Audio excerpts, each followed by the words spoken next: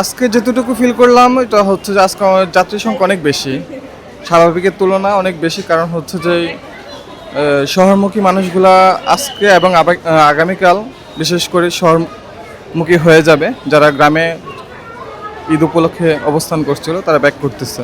মূলত ট্যুরের জন্য বের হয়েছিলাম ঈদের পরপরই। প্রথমে বান্দরবন যাওয়া হয়েছে ট্রেনেতেই, তবে সেরকম কোনো ভোগান্তির জন্য করতে হয় নাই। আমরা টিকিট পেয়েছিলাম এবং ভালো হয়েছে সবকিছু। এসিতে এত লোক আমি জীবনে দেখিনি। গরম গরম, এসি টিকিট কাটছে তাও গরম।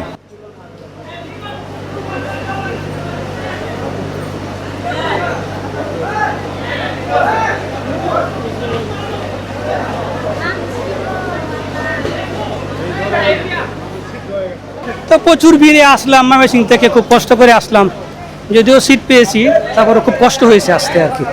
নিজের সিটে বসতে অনেক কষ্ট হয়েছে।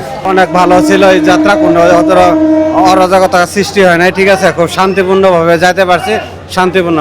একটু ভিড় ছিল, তারপরেও ঈদ তো একটু কষ্ট করতে হবে। অনেক ভালো লাগছে।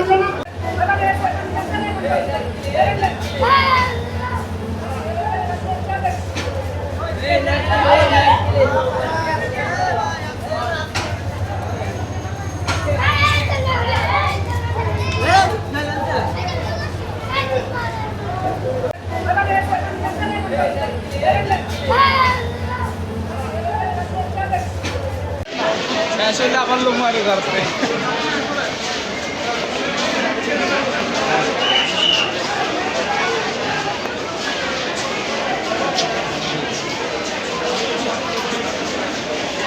সত্যি বলে একটু ভিড় ছিল, বাট ভিড় থাকলেও স্বাচ্ছন্দ্যের মধ্যে আমরা ঢাকা ফিরতে পারছি, তেমন একটা অসুবিধা হয় নাই।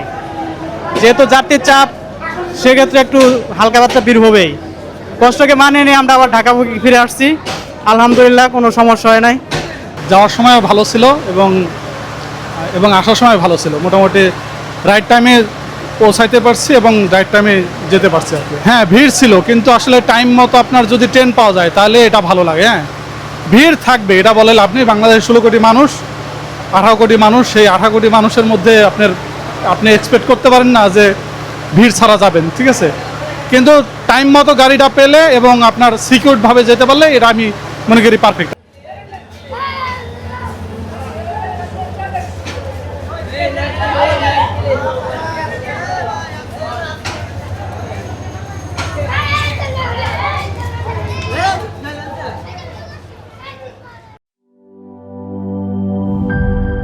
এই ঈদে জামা জুতো অ্যাক্সেসরিজের ডিসকাউন্ট।